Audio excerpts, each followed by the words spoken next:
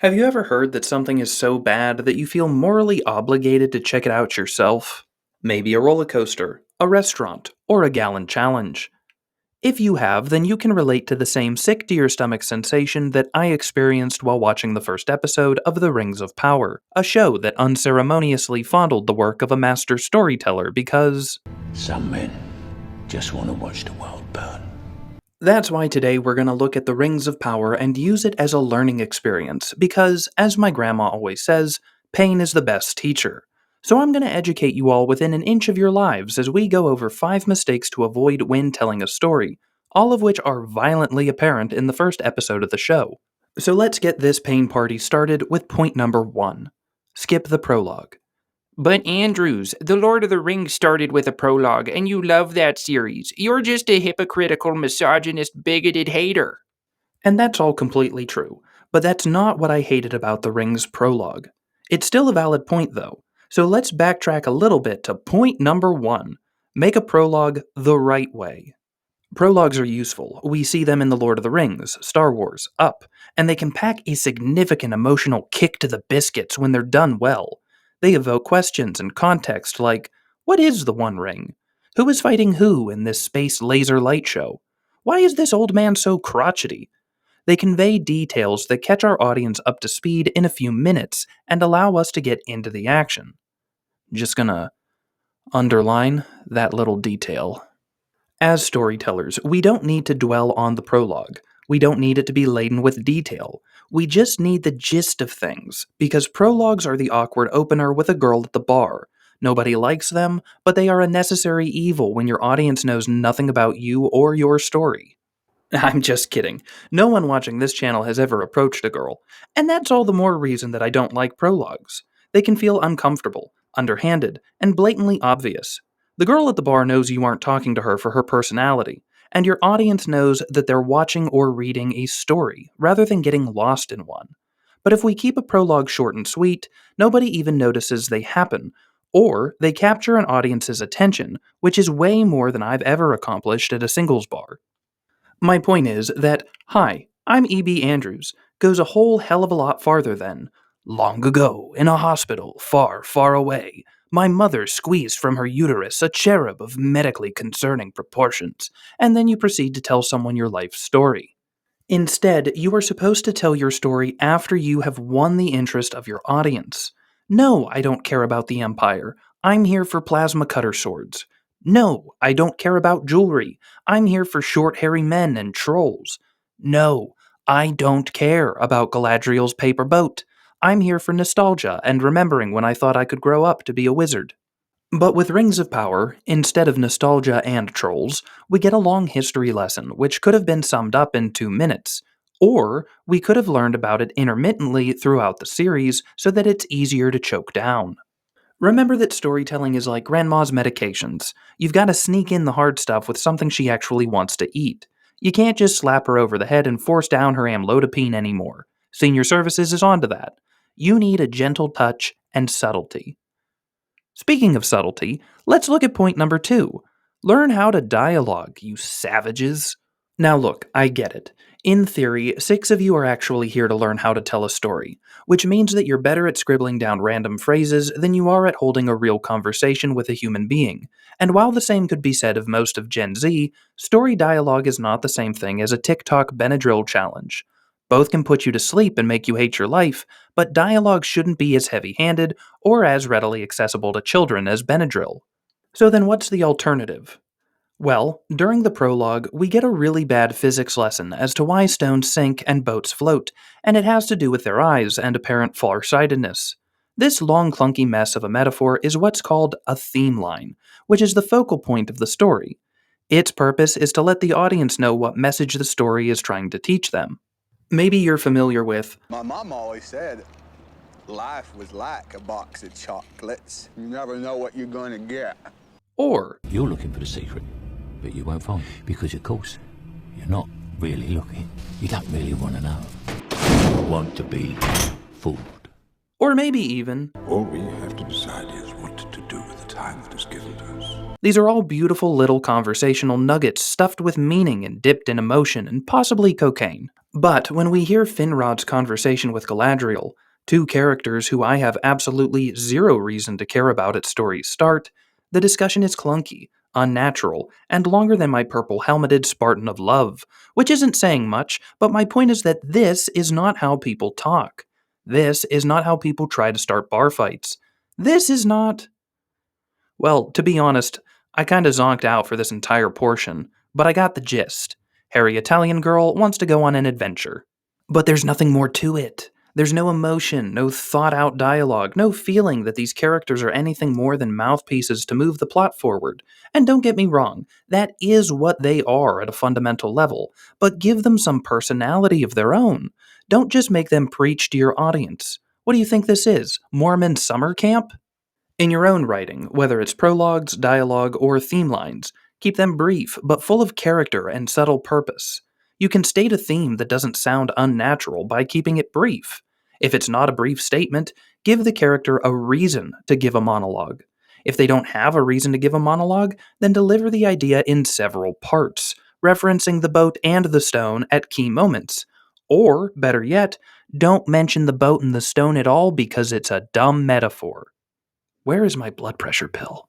Anyway, delivering a message in several parts is nice because it allows you as the writer to include some nuance and not rush your thoughts on a complex topic like the fine line between good and evil. But would you boys and one girl who watches this channel like to know what isn't great to break into several parts? Apparently unrelated plot threads. And I get it, guys. I really do. It's the first episode, and I need to be patient before I start getting my mithril gutchies in a twist. But damn!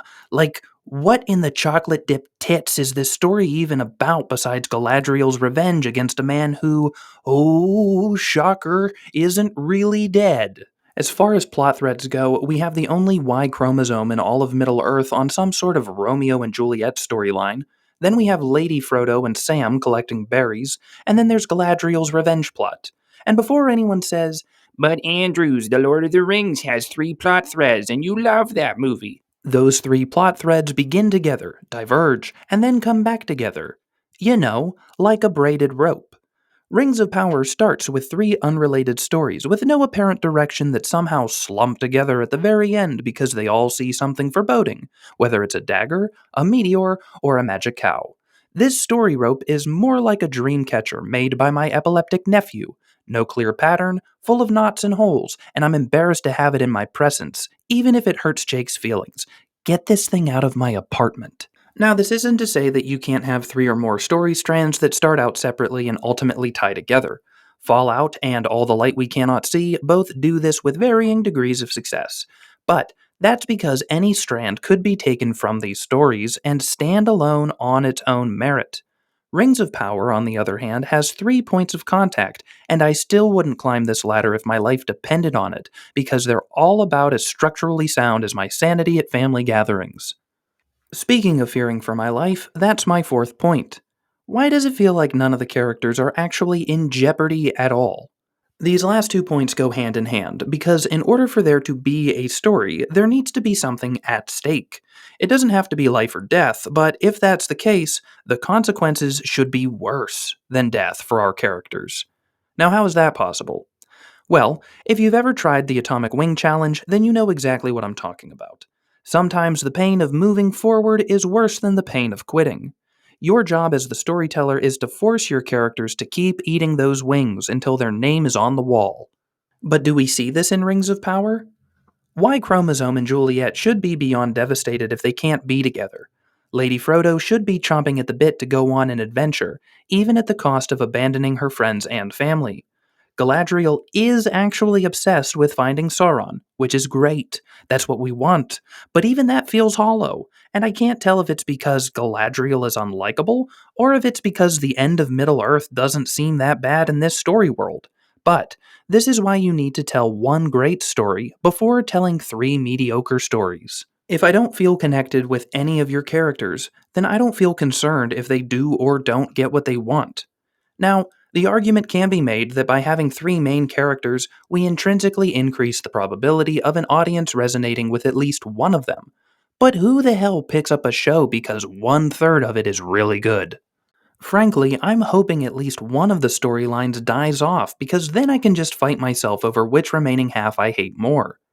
In your own storytelling, remember that we want one deep and thoughtful plot thread with one main character that we want to survive and succeed. Once you have that foundation, sure, play with parallel story threads. Keyword parallel. But don't allow them to detract from your central story, especially if these threads aren't going to tie in for a while. There were so many scene changes in this episode that I felt like I was back at the Battle for Gondor, which did wonders for my ADD, but at least with Aragorn, Pippin, and Frodo, I cared about their survival, and I felt like they were all going up against a real challenge. Which is my fifth and final point. Challenge your characters after you threaten them. So, follow my logic here. I need to care about your hero first. Then I need to worry about your hero's happiness or survival. Then finally, I need to feel like that happiness is being challenged. Stories are about a character overcoming a challenge, becoming the king they don't think they can be, doing the most important job in the world despite being the least heroic race of creature in Middle-earth, admitting their shortcomings to an enemy turned friend. While Frodo is the main character in The Lord of the Rings, every character faces a challenge that tests their survival and way of life. In Rings of Power, sure, we have conflict like racism, and we have Galadriel's self-assuredness against an entire nation of pointy-eared tampons, and we have Lady Frodo and her... fight for berries. I genuinely don't know the point of her at all.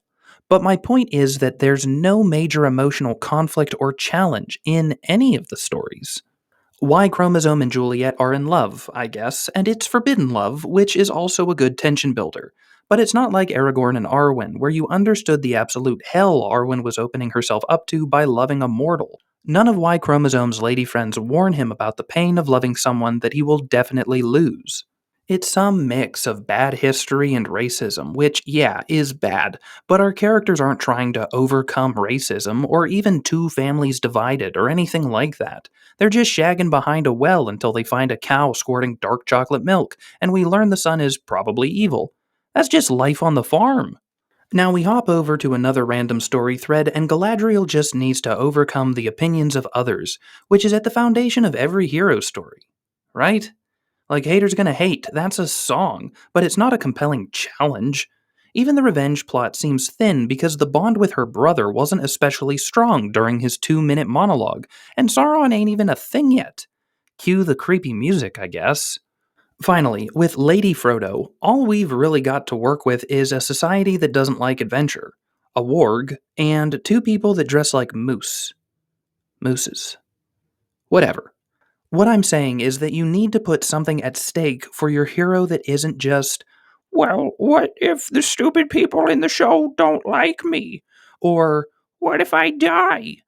unless this story is taking place at Middle-earth Middle School, social rejection without a literal threat of death, as with the boy in the striped pajamas or the Green Mile, is not a big enough deal to make me watch a show about three unrelated characters that I don't feel much of anything towards.